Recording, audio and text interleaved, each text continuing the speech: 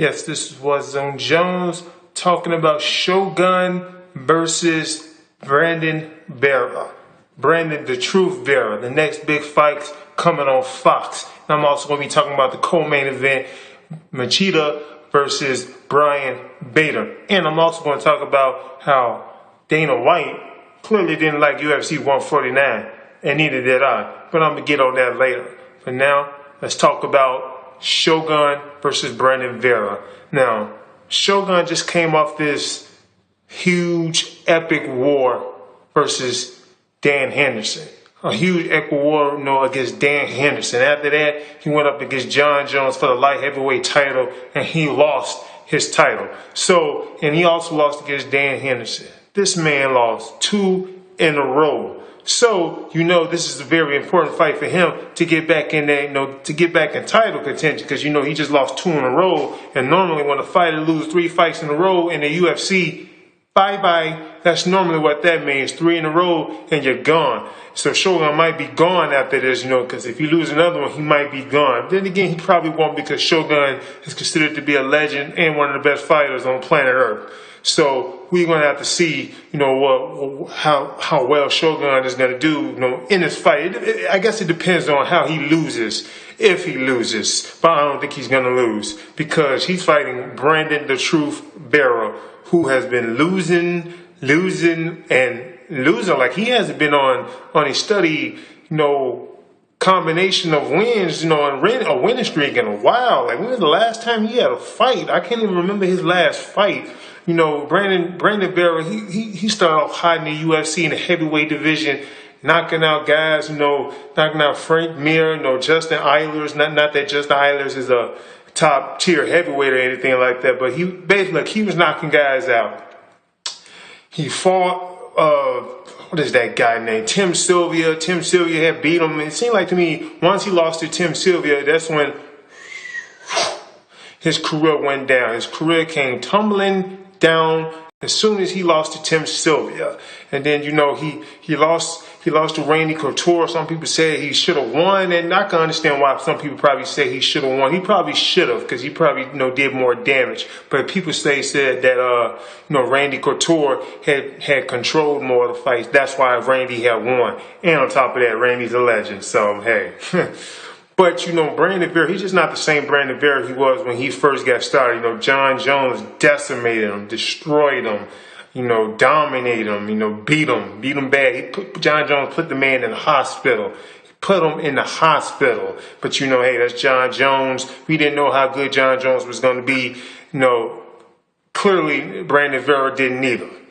But I don't know. I'm not going to say that Brandon Vera doesn't have a chance in this fight. I'm just saying it's not likely he'll win. I think that whatever he's good at, Mauricio Shogun, is just better at stand-up, ground game, kickboxing, Muay Thai. Brandon Vera does Muay Thai. Is this Muay Thai the level of Shogun's? I don't know. Matter of fact, no. I'm just going to say no. I don't think it is. So, I don't think that he's going to win, but I think that he can quite possibly win. So I'm just going to go with that. Next, the co-main event, which is Brian Bader versus Lyoto Machida. It's like this. Lyoto Machida not winning this fight.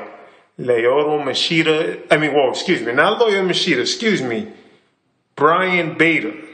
Brian Darth Bader is not winning this fight. I just don't see it. I don't think he's good enough.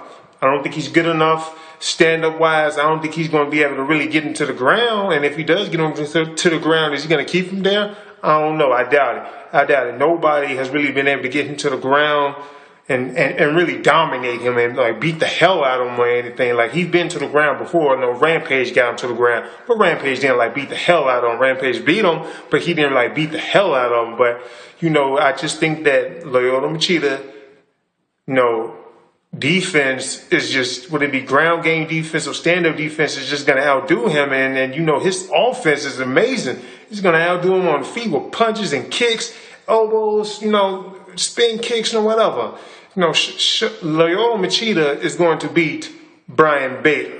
That's just how I feel. I don't think Brian Bader is good enough to beat Lyoto Machida. So, now moving on from that, I want to talk about UFC 149, which was a bad, dreadful, awful show. This show sucked.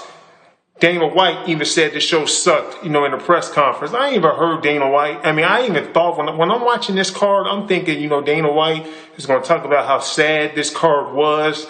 There was too many bad fights on this card. There was really only one good fight, and that was the main event. Although the fans at the fight, they didn't really think so. But that card sucked. They're just like, what the hell happened? I mean, guys were grappling. Czech Congo was acting like he was a grappler. He's not a grappler. Like, what the hell was you doing, Czech? You could have knocked that guy out.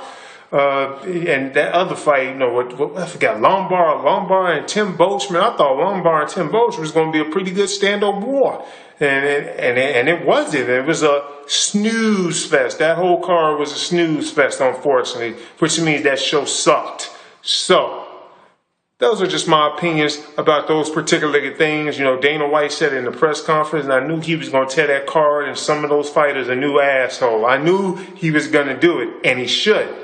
When you put on a show like that, you should tell these people and these refs, like the ref, what happened with you, ref? Who was it? Yves Levine? Well, like, what happened with you on that? You should have told those guys to break it up and get right back into it. But those are my opinions and my thoughts on those fights. This is what's on Jones. If you haven't done so, subscribe to my channel.